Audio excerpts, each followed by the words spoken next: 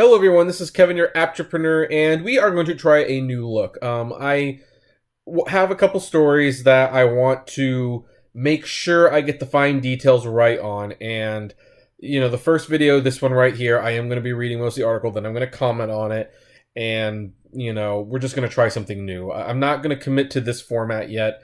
I kind of like the idea of the table. I like the idea of sitting there and talking to you guys, but you know what? Just indulge me. I want to do something a little different this time. So anyway, today we're talking about Schlep and Fetch.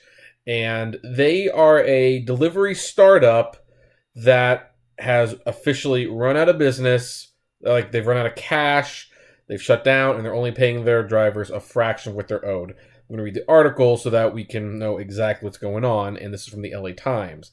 And it reads, Schlep and Fetch, which delivered food from Yelp, E24 orders, and documents from movie studios and law offices, ceased operations in recent days after running out of money.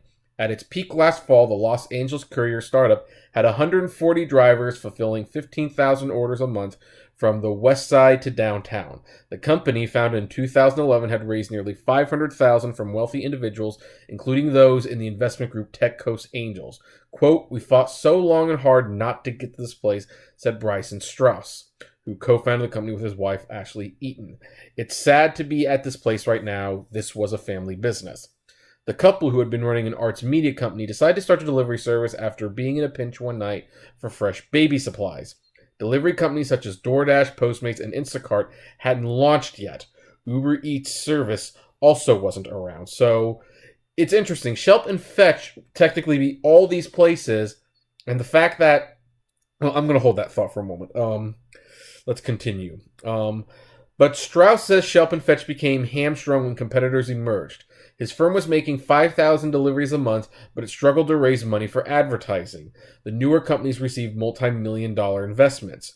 Quote, "It was more challenging to raise money on a model that works than just having a concept, because people can't seem to dream as big when you're already in operation." And that is a very interesting comment to make, because, yeah, Uber, Lyft, DoorDash, Postmates...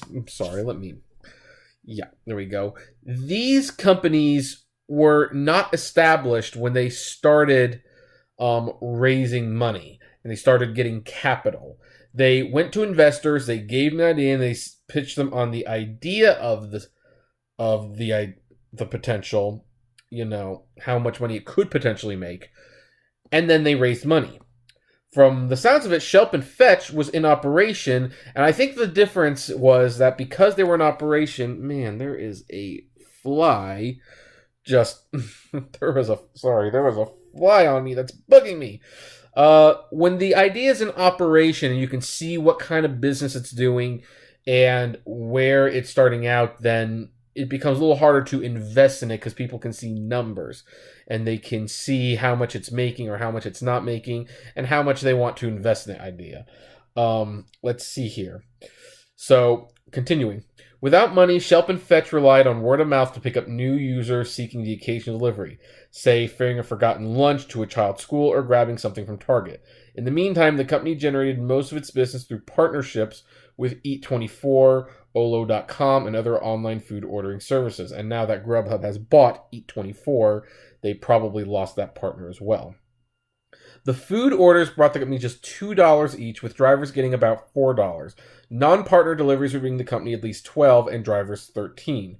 To grow without investment, Schlep and Fetch needed more food deliveries, but getting a commensurate number of drivers would also have required more marketing dollars.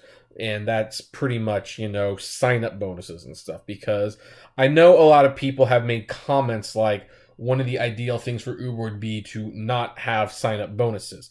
But the reality, of course, is that sign-up bonuses is what gets drivers. Now, I didn't do a sign-up bonus, and I kick myself every day for not doing it when I signed up for Uber and Lyft. But that was because I was in a spot where I was desperate for some money, I hadn't worked for a while, and I signed up for them, and I didn't really know that those referral codes existed. It was just through advertising. But I can guarantee you, this day and age, now that people know what these are and how little they make, referral bonuses help. So anyway, Strauss sought to sell the company in recent months but found no workable deals and was saddled with debt. It's a, quote, low margin, high intensity, high anxiety business, he said. We got squeezed. The company plans to split remaining cash evenly among about 100 drivers and its 10 employees. As a result, drivers received letters Wednesday saying that they would be paid a percentage of what they are owed. For one driver, that amounted to a payout of 25 cents on the dollar, according to documents seen by the Los Angeles Times.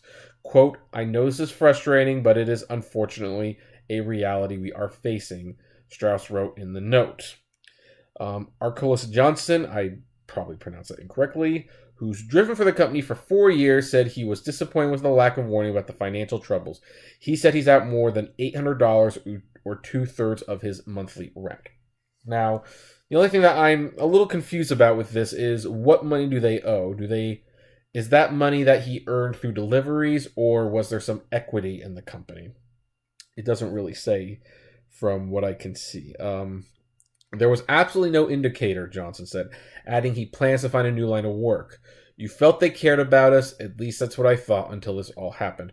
And that's a little unfair because this is a situation where, yeah, it's unfortunate that it happened, but I do get the sense this company did care. Sometimes people just go to business, and when people go out of business, sometimes things, you don't always get what you want. People get screwed, and you know what? If you think you're getting screwed, and $800, I'm not saying that's nothing, but they're losing a business. Do you honestly think they want this to happen? Do you think they just woke up one day and say, hey, we don't want to give you $800 or this person $800, so we're just gonna... No, I don't believe that's what happened. In an interview, Strauss said he's working to make the wind down as smooth as possible by introducing drivers and partners to rivals. Investors won't get any payout. Strauss said he's considering ideas for his next startup. It won't be in delivery. Quote, it's hard when someone like Uber is charging such low prices and burning through cash, he said. How long will they argue that they're growing and that justifies it?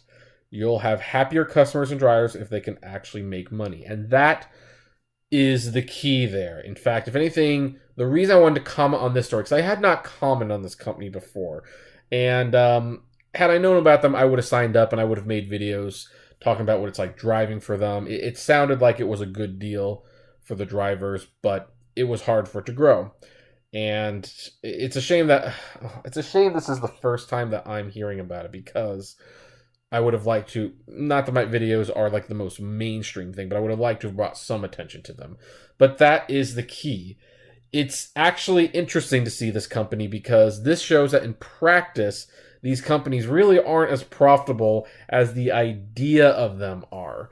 And investors want to invest in the unproven, and they don't mind the companies losing money if they haven't started yet. But once they've started and you go and ask for money and they see what you're actually making compared to the cost, loss, whatever it is, then they aren't as willing to invest in it. And that is a problem. That is a huge problem. And it is interesting that, Uber and DoorDash and Postmates get these wild valuations and they haven't shown any indication of being profitable.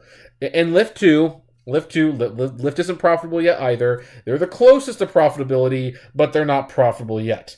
And yeah, if you take anything away from this video, take away this quote.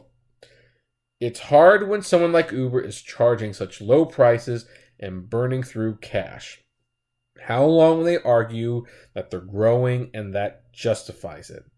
You'll have happier customers and drivers if they can actually make money. And that is the question. When do these services actually make money? And that's where I'm going to end it right now. What do you guys think? Did any of you hear of them?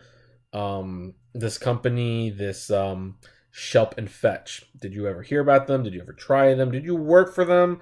I'd like to know your story. Comment below, like, favorite, share, subscribe. If you enjoy the videos I make, consider becoming a Patreon dollar for about as little as $1 a month, or buying some swag from the Great Media Universe store. And as always, flame responsibly. Have a good one. Hopefully the new format hopefully it worked out. Like I said, we're going to try this for a few days and see what happens.